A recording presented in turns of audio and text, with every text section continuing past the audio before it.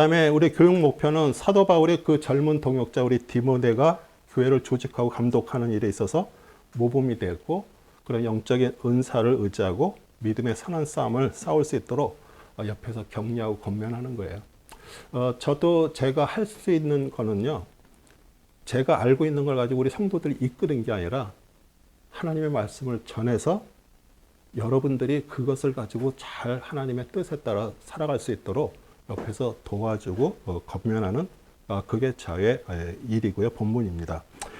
수업 목표는 디모데전 서론 배경, 그 다음에 수신인에 대해 공부하고요. 다른 교리에 대한 경계와 목적에 대해서 공부하고요.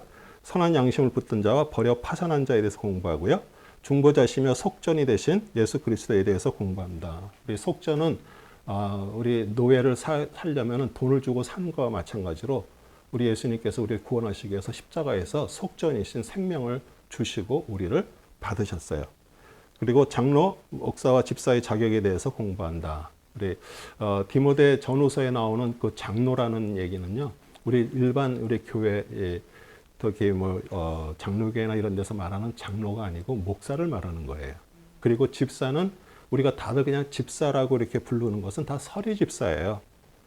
근데 교회에서 안수를 주고 받은 집사를 말하는 거예요. 집사는 여기서 말하는 집사. 그러니까 우리 안수 집사님이나 장로들을 우리 집사라고 얘기를 하는 거죠.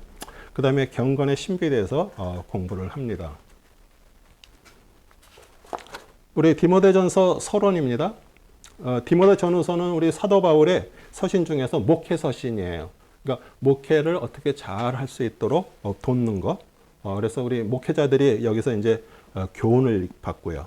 그 다음에 우리 복음 사역자들은 서신을 자세히 읽고 연구함으로써 읽고 좋은 봉사자가 되는 건데 이것은 우리 목회자뿐만 아니라 제가 주일날에도 말씀드렸죠.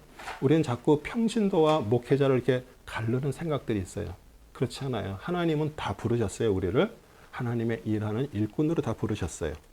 그래서 우리는 그런 성도들에게 많은 진리와 교훈을 주고요.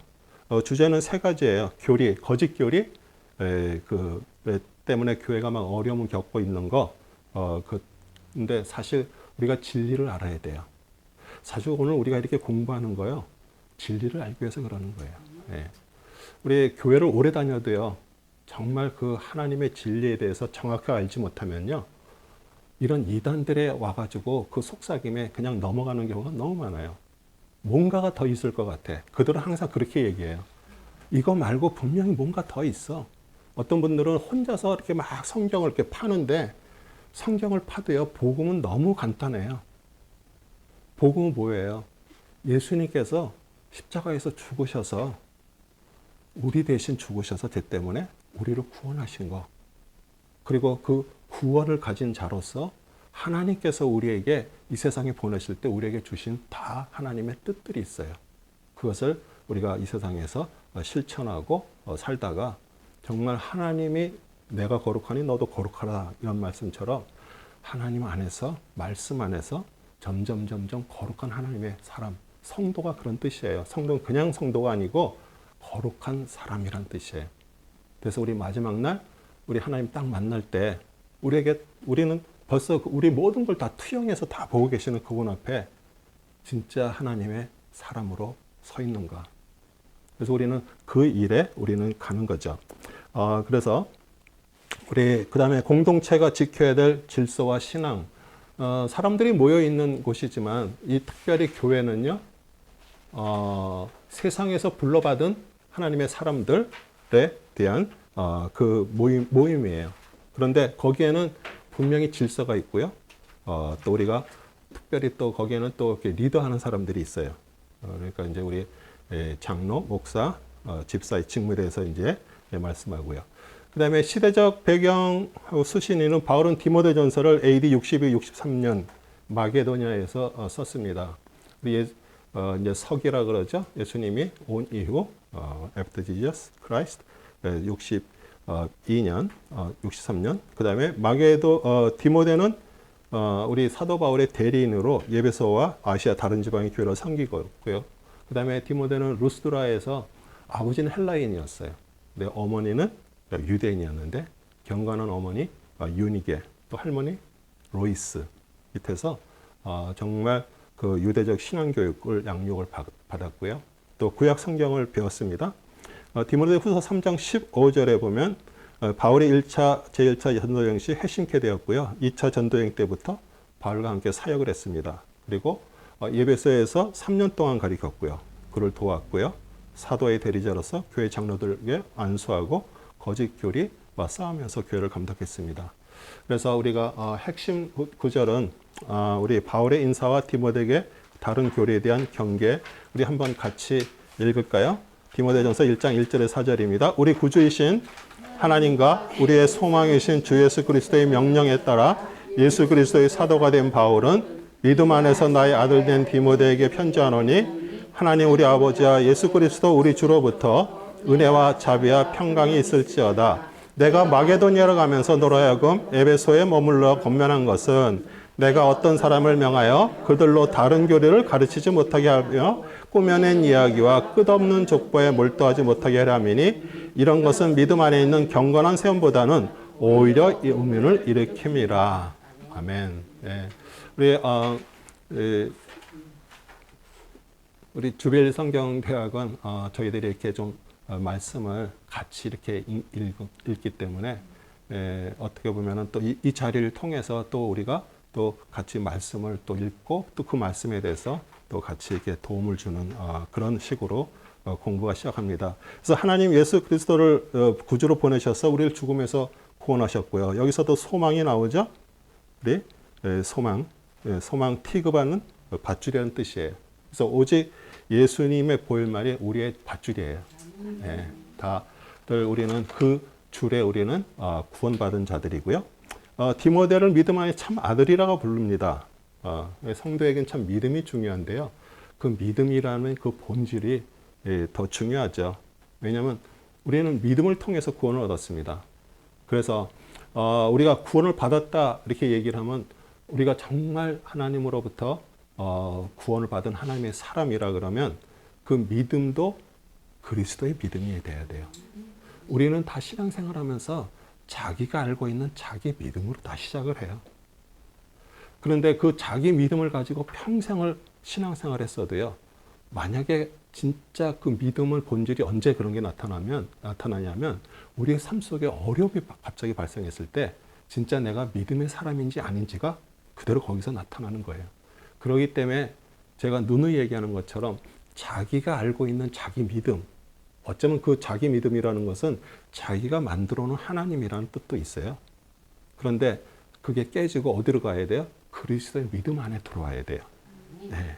그래서 우리 에베소 2장 8절도 너희가 믿음으로 말미암아 은혜로 구원을 받았으니 이것은 너희에서 난 것이 아니요 하나님의 선물이야. 그러니까 우리가 믿음도 내가 뭘 해서 얻는 게 아니잖아요. 그분이 우리에게 선물로 주신 거예요. 네. 그래서 우리는 그 선물을 나는 그럴 자격이 없는데 선물을 뭐 누가 주는 사람이 주면 땡큐 하고 받으면 되는 거예요. 그렇죠? 우리는 다 그렇게 구원을 받은 자들이에요. 그 다음에 디모데를 에베소에 머물게 한 목적은 왜냐하면 그 당시에 다른 교리를 가르치는 자들이 있었어요. 그리고 그들은 항상 꾸며낸 이야기. 왜? 자기들이 말하는 것을 정당화하려다 보니까 다른 것들을 막 갖다 거기다 집어넣는 거예요.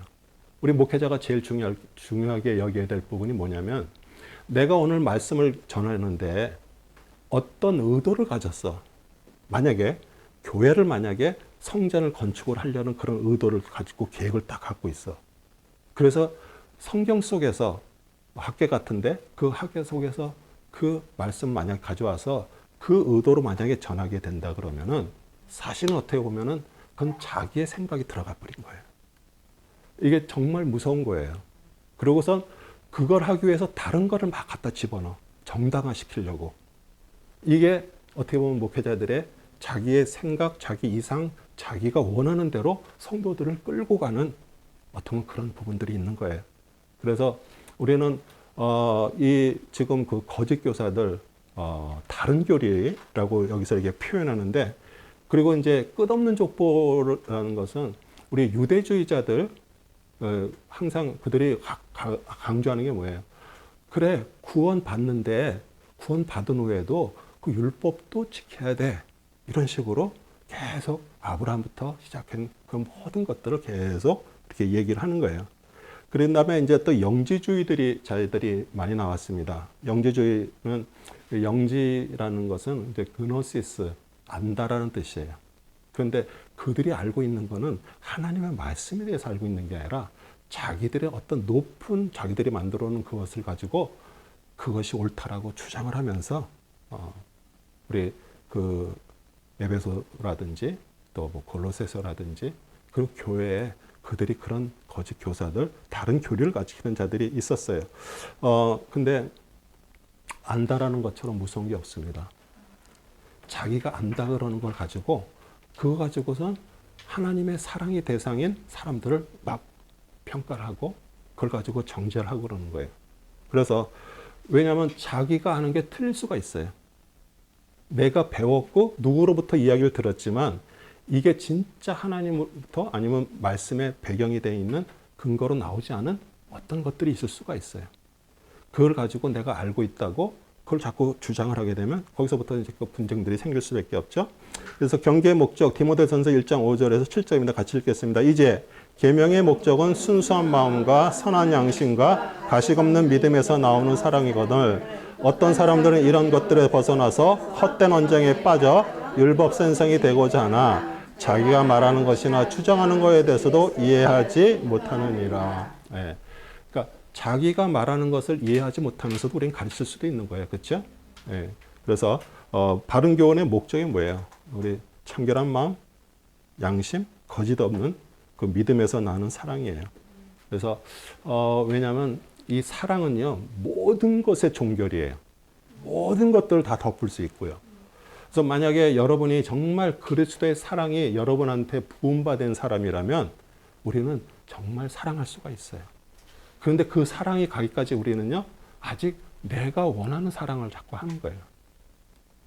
상대방이 이걸 좋아할 거라고 생각하면서 내 식으로 사랑을 하는 거예요.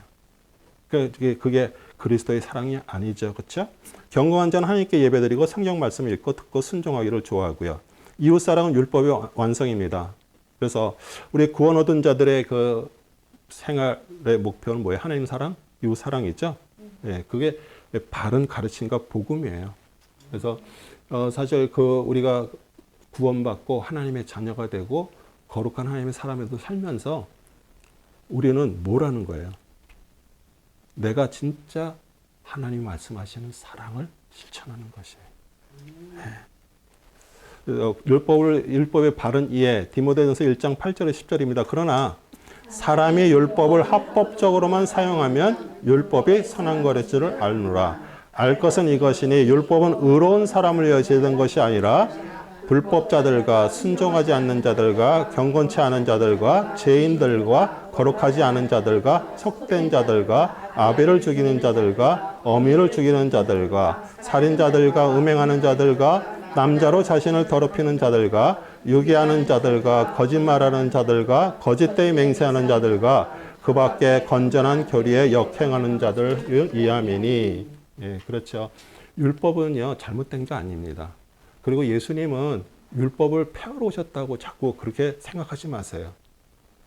율법을 강조하는 그 바리새인들, 제사장들을 책망하고 뭐 독사의 자식이라고 얘기했다고 그래서 예수님은 율법을 폐하러 오신 분이 아니에요. 율법은 완전하지가 않아요. 율법은 뭐예요? 겉으로 지키는 거예요. 겉으로. 그런데 예수님은 속에를 지키는 거예요. 속을 말씀하시는 거예요. 그런데 겉과 속이 하나가 돼야지 그게 완전한 거예요. 예수님 오셔서 음행하는 그런 눈으로 여자를 쳐다봐도 너는 음행했다. 그렇게 얘기를 하잖아요. 실제로 관계가 없었는데도 그렇게 얘기를 해요. 그 얘기는 뭐예요? 우리는 겉으로는 다 그렇게 안 해도 속의 마음은 틀릴 수가 있어요. 근데 예수님은 그 완성이라는 게 뭐예요? 속과 겉을 다 완전히 이루시기 위해서 오신 분이에요. 네. 그래서 우리가 율법이 없으면 우리는 죄를 죄로 여기지를 못해요. 모르니까. 이 법이라는 게 정해져 있지 않으면 우리는 아마 미국도 마찬가지고 여러 나라 다 마찬가지일 거예요. 미국도 만약에 법이 사라져버리면요. 우리는 밖에 나갈 수가 없습니다. 누구든지 와서 막 총 쏴대고 뭐 뺏고 이러는 게 이게 무법천지가 될 수밖에 없어요. 그런데 진짜 지금 시대가 법이 무너져가는 시대예요. 예. 자신이 법이 돼갖고 막 그렇게 살죠. 근데 하나님은 우리를 모든 것들을 지금 운행하고 계세요. 만약에 여러분이 왜 이 세상이 이러지? 왜 저런 사람들이 정권을 잡아서 이렇게 힘들지? 이러고서 만약에 그런다 그러면 그건 하나님을 우리는 무시하는 거예요. 하나님은 그 모든 것들을 하시면서 그걸 통해서 뭐를 우리에게 보게 하냐면 만약 지금 세상에 너무 막 법이 엉망이 돼서 그러면 그걸 보면서 죄가 뭔가를 깨달으라는 거예요. 그리고 그걸 보면서 그렇지. 내가 그동안 이렇게 살아온 것도 하나님께서 우리에게 정말 하나님의 사람들을 보내셔서 이렇게 통치하게 한 거, 그게 감사한 거를 아는 거예요. 그래서 우리는 무슨 뭐 좌파, 우파, 보수, 무슨 뭐 진영 이게 아니에요. 어디에 우리는 뭐예요? 하나님의 길에 서 있는 자들이에요. 네. 그러면 지금 현재 세상에 일어나는 일 갖고서 왜 하나님은 왜 저러세요? 이렇게 얘기할 게 없어요. 로마서 3장 20절입니다. 그러므로 율법 행위는 그분 앞에 의롭게 될 육체가 없나니 이는 율법을 통해서 뭐를 깨닫는 거예요? 죄를 깨닫는 것이에요. 죄. 그래서 이제 우리 바울이 15가지 이렇게 목록을 열 거예요. 우리 로마서 2장에서도 똑같은 얘기를 계속했습니다. 그래서 거기에 대한 죄를 쭉 얘기를 해요. 근데 우리 사랑은요, 이 모든 것을 다 덮는 것이에요. 그래서 우리에게 하나님께서 율법을 주셔서 그것을 우리가 깨닫고요. 그런데 사실 이 율법은 모세를 통해서 시내산에 주신 거잖아요. 그런데 우리 그리스도는 어디 계셨어요? 벌써 창세전부터 계셨던 분이에요.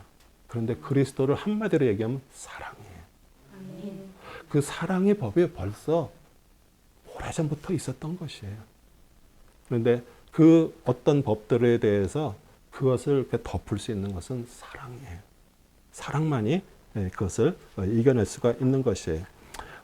감사와 찬송입니다. 디모데전서 1장 12절에 14절입니다. 같이 읽겠습니다. 나는 내게 능력 주신 그리스도 예수 우리 주께 감사하노니 이는 그분께서 나를 신실하게 여기셔서 내게 직분을 맡기심이라. 전에는 내가 하나님을 모독하는 자요, 박해하는 자요, 중상하는 자였으나 오히려 자비를 입은 것은 내가 믿지 아니었을 때 모르고 행하였습니다.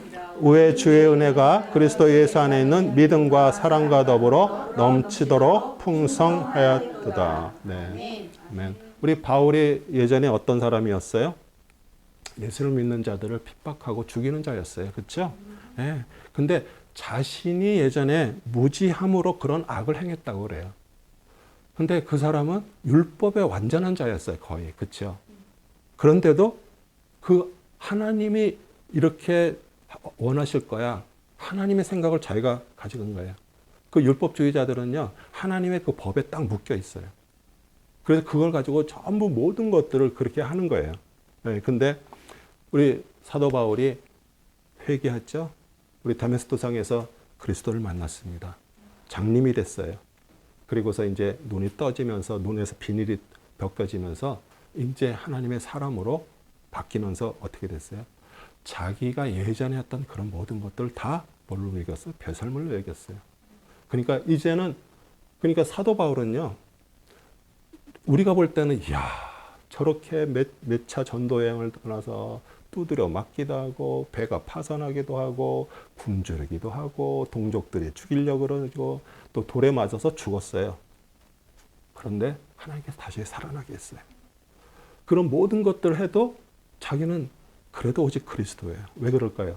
자기가 예전에 어떤 사람인지를 알기 때문에 그러는 거예요. 그래서 우리가 정말 우리 예전에 정말 저질렀던 어떤 그런 것들 우리 주님으로부터 용서를 받았으면요. 이제는 다시는 그 일로 갈 수가 없어요. 제가 정말 이렇게 하나님께서 이렇게 하나님이 저한테 이렇게 주신 것들을 이렇게 할 수 있는 것도요. 저는 너무 감사한 거예요. 왜요? 저는 예전에 바울 같지는 않았어도 정말 하나님의 교회를 힘들게 했고요. 그렇게 어렵게 했던 사람이에요. 정말 그게 너무 감사해서 저는 제가 뭘 해도요. 사람들 그래요. 아유, 목사님 힘들지 않으세요? 저는 전혀 안 힘들어요. 왜요? 너무 감사하기 때문에. 제가 오죽 제가 그 죄악에 빠졌다가 어떤 생각까지 했으면 정말 어두운 데서 슬피 울며 이를 갈미 있으리라가 저라고 생각했어요. 그런데 하나님으로부터 다시 회복되고 하나님의 사람이 되고 나니까 어떤 어려움, 어떤 힘든 거, 어떤 고난, 그게 저한테는 너무너무 감사한 거예요. 우리 사도 바울이 정말 그거죠. 그 다음에 직분을 맡기셔서 충성된 마음으로 일했어요. 그러니까 우리 자기 직분, 직무를요, 잘 이해해야 돼요. 하나님이 왜 부르셨지? 하나님께서 왜 지금 오늘 이렇게 이 자리에 앉게 했지? 우리가 그것을 안다 그러면 우리는 하나님의 기뻐하시는 사람으로 갈 수밖에 없어요. 아멘. 네. 자신이 구원받았다면 누구나 긍휼하심을 받을 수가 있다. 디모데전서 1장 15절 16절입니다. 그리스도 예수께서 죄인들을 구원하시려고 세상에 오셨다는 이 말씀을 신실하며 온전히 받아들이기 합당하도다. 죄인들 중에 내가 우두머리라. 그러나 내가 자비를 입은 것은 이 때문이니 곧 먼저 내 안에서 예수 그리스도께서 온전한 참으심을 보여주셔서 후에 그를 믿고 영생을 얻는 자들에게 본이 되게 하려 하심이라. 아멘, 아멘. 네. 그래서 어떤 크고 심각한 죄인이라도요, 회개하면 우리 그리스도께 나와서 믿고요, 고백하고요, 제사함과 구원과 영생을 얻어요. 우리 예전에 보면은 정말 깡패들 뭐 이런 사람들 막 진짜 회개하고 돌이켜서 목사님들 분들도 있어요, 그렇죠? 네. 목회자는요, 정말 하나님의 기름이 부으면서 그게 돼야 되는 걸 말하는 거예요. 왜 그랬냐면요, 우리 도자기를 이렇게 빚자 이렇게, 예, 이게 딱 해갖고선 한 다음에 어디로 통과해야 돼요? 가마 속에 집어요. 그런데 가마 속에 들어가기 전에는요, 그거가 조금 잘못됐으면 수정할 수가 있어. 근데 가마를 한번 통과하고 나오면요, 수정을 못해. 어떻게 돼? 깨트려 버려야 돼. 목회자는요, 하나님으로부터 불을 받은 거예요. 그래서 목회자가 어쩌면 더 그런 잘못된 걸로 가면은요, 돌이킬 수가 없는 길이에요. 그걸 우리에게 말해주는 거예요. 영원하신 왕께 영광과 존귀를 드린다. 디모데전서 1장 17절입니다. 이제 영원하신 왕 썩지 아니하시고 보이지 아니하시고 홀로 지혜로우신 하나님께 존귀와 영광이 영원토록 있을지어다. 아멘, 아멘. 네. 뭐 갑자기 쭉 얘기하다가 갑자기 이렇게 하나님 앞에 영광과 존귀를 드리죠. 우리 사도 바울의 말씀을 읽다 보면은요, 그런 부분들이 가끔 나와요. 그 말씀을 쓰면서 하나님은 너무 감사한 거예요. 그 영광에 하나님의 그 존귀가 너무 감사해서 그렇게 하나님 앞에 자기의 저거를 이렇게 드리는 거예요. 우리 하나님은 우리 보이지도 않으시고요, 시작과 끝도 없으세요. 그래서 우리가 뭐 성경에 태초라고 써 있는 것도 사실 잘못된 거예요. 태초라는 건 시간 개념이에요. 하나님 시간에 있는 분이 아니세요. 어디 계세요? 태초가 아니라 근원에 계신 분이세요. 네. 그리고 정말 끝이 아니라 우리는 근국에 계신 분이에요. 그러니까 우리는 그것을 알 수가 없어요. 그리고 모든 존재의 근원이 되세요. 오늘 우리가 살아있다는 것 자체가 우리 하나님의 은혜예요. 오늘 우리가 정말 어제 이 세상을 떠난 사람이 그렇게 살고 싶었던 오늘을 우리가 살고 있다는 것 자체가 하나님의 은혜예요. 네. 우리 선한 양심을 붙든 자 버려 파산한 자 디모데전서 1장 18절 20절입니다. 아들 디모데야, 내가 너에게 부탁하노니 전에 너에게 주어진 예언을 따라 그것을 선한 싸움을 싸우며 믿음과 선한 양심을 붙들라.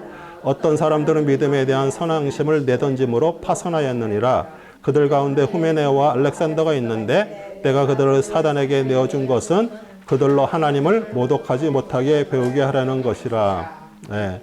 우리 선한 사람은 우리 믿음과 진리를 의를 위한 싸움이고요, 교회를 위한 싸움입니다. 그래서 영적 싸움에서 승리는요, 믿음과 착한 양심을 지키는 것이에요. 그래서 어떤 이들은 그 양심을 버렸고요, 또 믿음에 관해서 파산을 했습니다. 개인적인 변절을 말해요, 배교와. 그래서 믿음과 좋은 양심은 사실 하나입니다. 동전의 양면과 가까워요. 믿음은 뭐예요? 우리 안에 있는 거. 믿음 보여줄 수 없습니다. 여러분, 나는 믿음이 있다 뭐 막 이러는데 저한테 보여달라고 하면 보여줄 수가 없어요. 그렇죠? 근데 우리 좋은 양심은 어떻게 돼요? 겉으로 보여지는 것들이에요. 그래서 내 안에 그런 주님에 대한 믿음을 가지고 우리는 밖으로 보여지는 것을 우리는 사는 것이에요. 양심. 그렇죠? 후메네와 알렉산더는 바울의 목회 서신에 언급되어 있는 이단자 거짓 교사들이었습니다. 이들은 양심을 버렸고요. 믿음에 관해서 파산한 까닭이기 때문에 우리 교회에서 공동체에서 출교해 버렸어요. 우리 디모데후서 2장 17절 18절에서 그 말씀이 나오는데 그들의 말은 종창처럼 퍼져나갈 것이며 그들 가운데는 후메네와 필레도가 있느니라. 그들은 진리에 관한 정도를 벗어나서 부활이 이미 이루어졌다고 말하여 어떤 사람의 믿음을 뒤엎고 있느니라. 그래서 종창이 뭐예요? 썩은 부분이 점점 퍼지는 거예요. 어떤 한 사람을 통해서 그 사람을 통해서 그 공동체가 축복의 길로 가는 그 한 사람이 있습니다.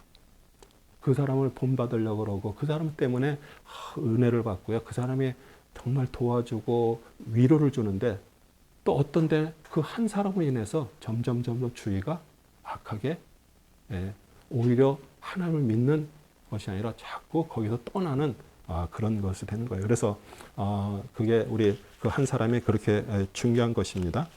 그 다음에 기도와 거룩한 규례 디모데 2장 1절에 4절입니다. 그러므로 내가 무엇보다 먼저 권하노니 모든 사람을 위하여 간구와 기도와 중보와 감사를 하되 왕들과 권세 있는 모든 사람을 위하라.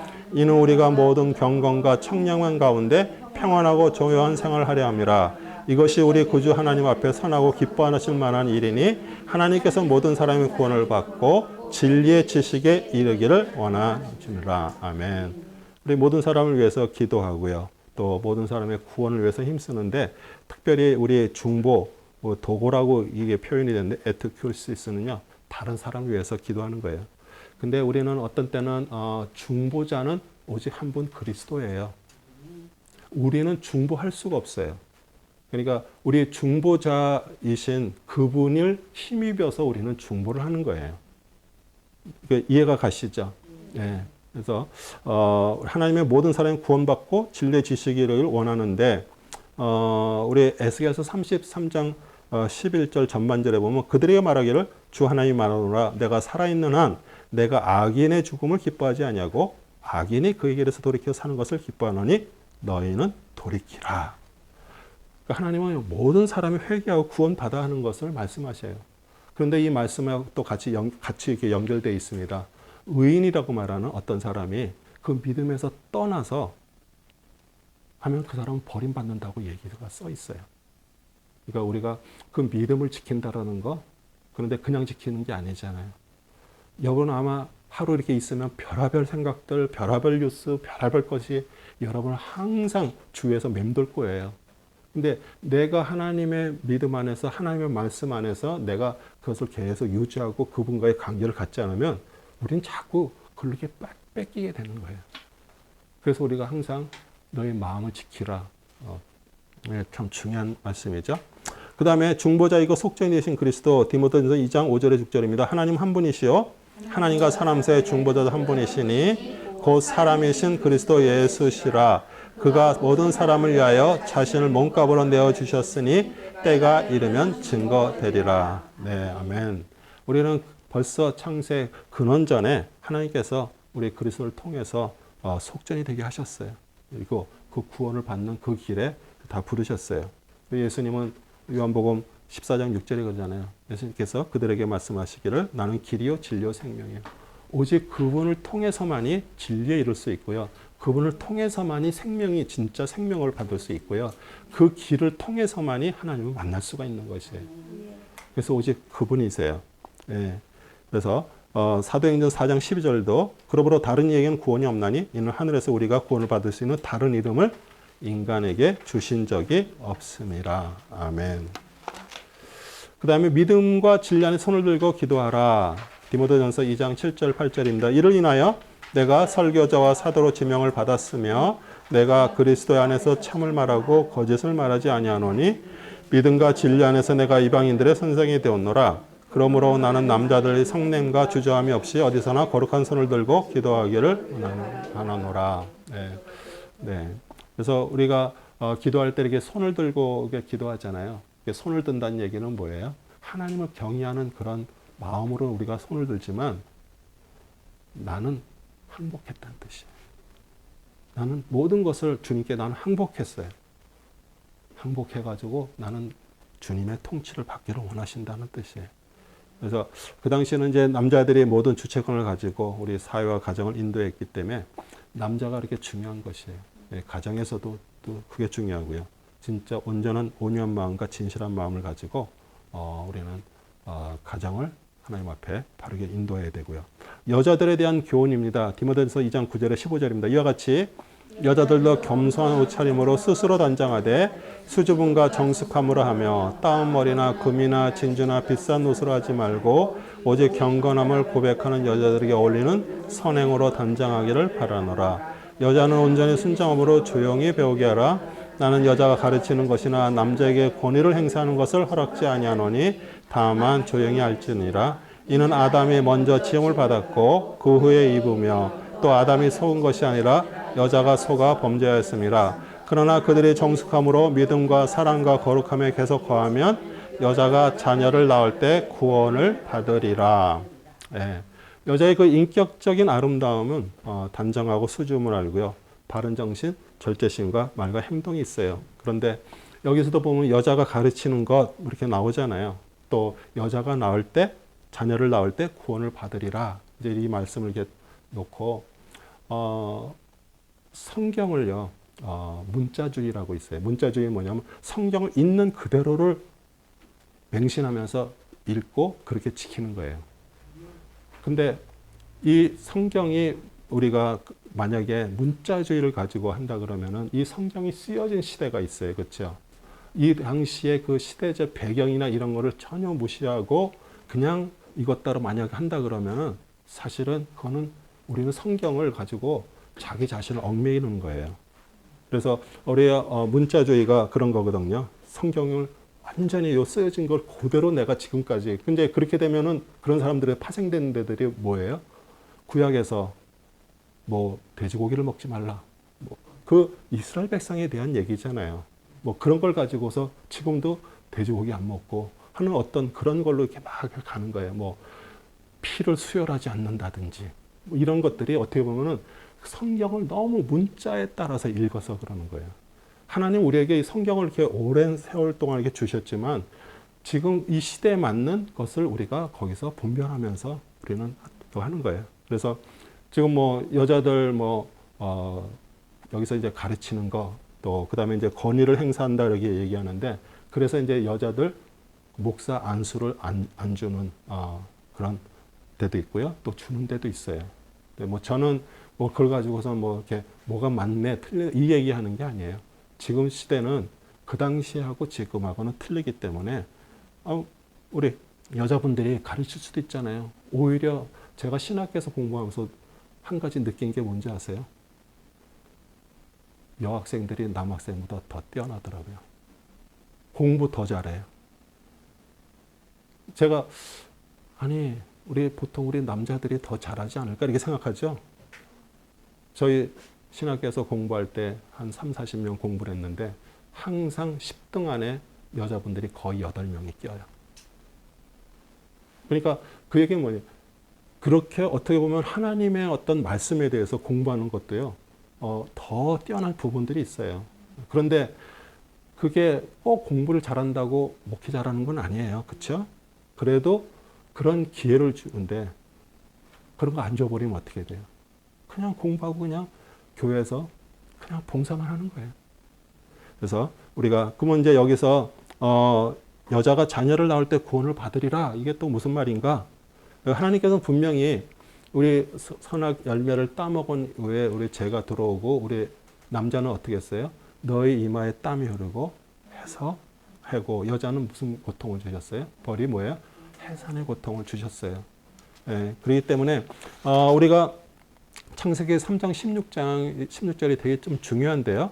여자에게 말씀하시기를 내가 너희 고통과 너희 임신을 크게 늘리리니 내가 고통 가운데 자식들을 낳을 것이요 너희 바람은 내 남편에게 있을 것이니 남편이 너를 주관할 것이라 하시더라. 이렇게 말씀을 하고 계세요.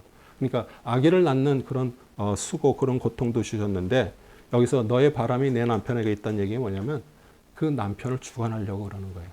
근데요. 하나님의 원리예요. 이건 제가 얘기하는 게 아니라 하나님의 원리는요. 하나님의 가정에 남편을 제사장으로 주셨어요. 네. 그런데 세상의 모든 많은 분들이 다 여기에 걸려버렸어요. 뭐 살다 보니까 자꾸 남편이 조금 부족한 것 같아. 센스도 없고요. 오히려 남자들이 왜냐하면 성격도 틀리고요. 다 재주가 다 틀려. 어떤 집은 남편이 아무것도 못해서 여자가 못도 받고요. 뭐 저거 하면은 막 고치기도 하고요. 뭐 그런 분들도 있어요. 예, 근데 그거 가지고서 남편을 이게 아니잖아요. 진짜 똑똑한 여자는요. 설령 남편이 부족해도요. 남편을 항상 올려드리는 거예요. 예. 그래서 여기에 너의 바람은 남편에게 있을 것이가 그게 그 내용이에요. 그런데 이제 출산은 모든 여자, 임신한 자에게 위험이죠. 두려움도 주고요. 고통을 줘요. 어떻게 보면 임신했을 때부터 아기 날 때까지 또 아기 날 때 그 출산의 고통이 심하죠. 근데 이것은 하나님께서 우리 인간에게 주신 그런 어떻게 보면 형벌이나 마찬가지예요. 그런데 그걸 통해서 성경이 여러 곳에서 말씀이 나와요. 우리가 아기 임신해서 그 산의 고통 때문에 너무 힘들어하지만요. 아기를 낳은 후에 얼마나 기뻐요. 그렇죠? 그와 똑같은 것이에요. 그러니까 형벌을 하나님께서 주셨지만 그걸 통해서 우리는 회복이 되는 거예요. 자녀를 낳음을 통해서. 그것을 구원이라는 말로 이렇게 번역을 해놔서 우리가 그러는 거예요. 그러면 뭐 아기를 낳고 자녀를 낳아야 내가 구원받나 이런 얘기가 아니에요. 그러니까 회복이 된다는 얘기예요. 하나님께서 우리에게 벌을 주셨지만 그 벌이 회복이 되는 거예요. 아기를 낳음으로 인해서. 네. 그 다음에 장로 목사의 자격입니다. 디모데전서 3장 1절에서 7절입니다. 만일 어떤 사람이 감독의 직분을 원하면 그가 선한 일을 사모한다는 그 말은 참되도다. 그러므로 감독은 비난할 일이 없어야 하고 하나님의 남편이어야 하며 절제하고 순종하며 예의 바르고 대접하기를 믿으며 가르치기를 잘하고 술을 즐기지 아니하며 구타하지 아니하고 더러운 이익을 탐내지 아니하며 오직 잘 참과 다투지 아니하리라. 사람이 자기 집안을 다스릴 줄 모르면 어떻게 그가 하나님의 교회를 돌볼 수 있으리요. 추신자여서도 아니되나니 이는 그가 교만으로 높아져 마귀의 정죄 함께 빠질까 함이라. 또한 외부 사람들로부터 좋은 평판을 받아야 할지니 이는 그가 비방과 마귀의 올목에 빠지지 않게 하느니라. 네, 우리 탐욕스럽지 아니하고 자기 집안을 잘 다스려 이렇게 빠졌습니다. 장로 목사는 비난받을 일이 없어야 돼요. 그 얘기 뭐예요? 성숙한 하나님의 사람이 돼야 돼요. 네, 뭐 저희 생각, 윤리, 온전한 인격자가 되고요. 또 당연히 한 남편의 아내의 남편이어야 돼요. 또 하나님께서 주신 그 가족 공동체를 잘 다스려야 또 교회도 또 잘 인도할 수가 있는 것이에요. 그래서 우리 결혼이 뭐 장로 목사의 자격 요건은 아니지만 우리 감독은 창세기 2장에 계시던 일부 일체의 그 하나님의 뜻과 결혼서에게 충실한 인격자여야 되고요. 왜냐하면 우리가 정말 그 결혼을 해서 남편과 아내에 대한 어떤 그런 것들이 사실 엄청 문제들이 계속 있잖아요.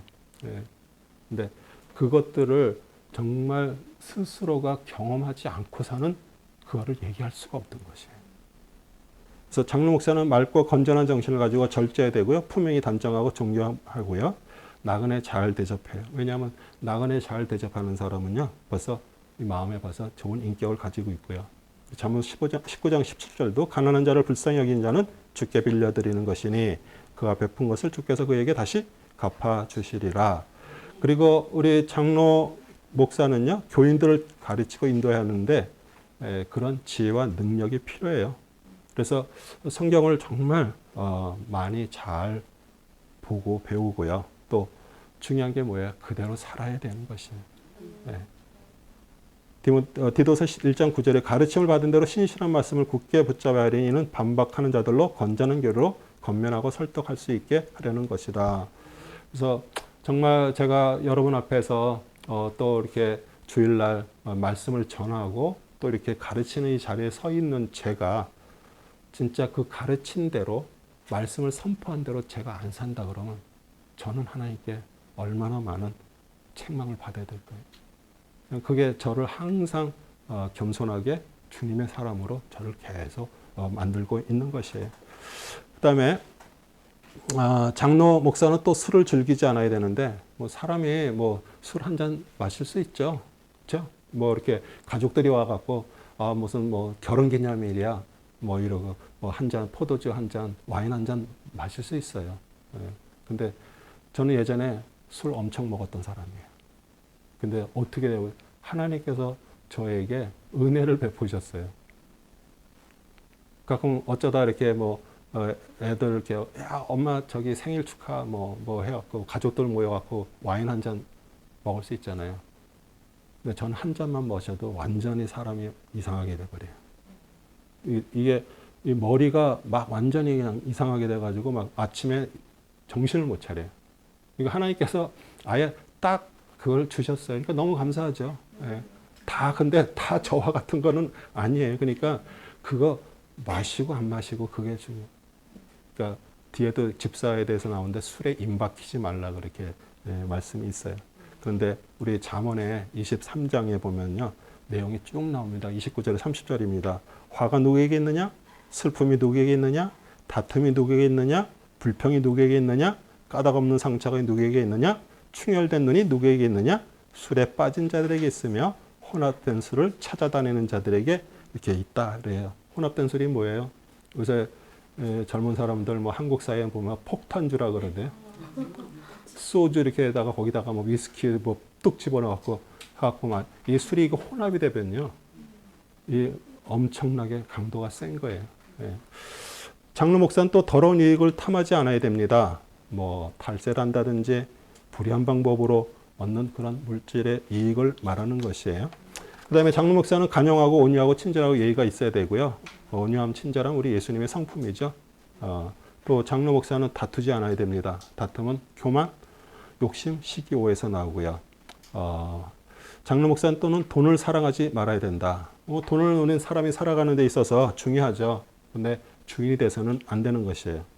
우리 마태복음 6장 24절에 아무도 두 주인을 섬길 수 없나니 이는 그가 한쪽을 미워하고 다른 쪽을 사랑하거나 한쪽은 존중하고 다른 쪽을 경시하게 됨이라. 이거 하나님과 재물을 동시에 섬길 수 없느니라.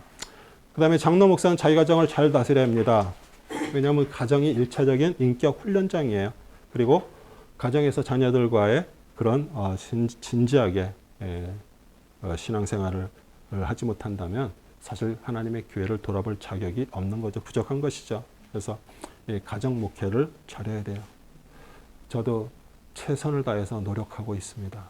저희 딸도 여기서 공부하고 있기 때문에 저는 거짓말을 못해요. 그래도 며칠 전에 저희 딸이 그래요. 아빠 그래도 많이 변했어 아빠. 제가 감사할 따름이죠. 네. 장로 목사 초신자도 안 됩니다. 왜냐하면 신앙인격은요 최소한 몇 년간의 훈련이 필요해요. 믿은 지 얼마 안 된 사람을 이렇게 장로로서 세우지 말라는 거예요. 왜냐하면 이게 사람들은요 사실은 종이에요. 우리는 맨날 어떤 목사님들 다 그런 얘기해요. 나는 하나님의 종입니다 그러면서 종처럼 안 하고 위에 군림하고 있어.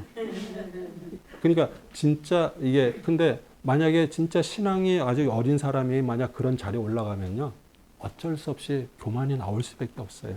그게 사실 어떻게 보면 그걸 도와주는 거예요. 그게 못하게 하는 것이.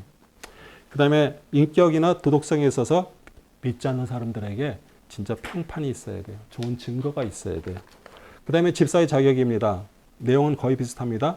3장 8절에서 13절입니다. 이와 같이 집사들도 신중하고 일구연하지 아니하며 술에 임박히지 아니하고 더러운 이익을 탐내지 아니하며 순수한 양심 안에 믿음의 신비를 가진 사람이 하느니라. 이런 사람들을 먼저 관찰해보고 그 외에 비난할 것이 없으면 집사의 직분을 수행하게 할지니라.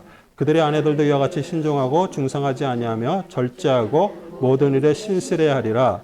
집사들은 한 아내의 남편으로서 자신의 자녀와 집안을 잘 다스려야 할지니라.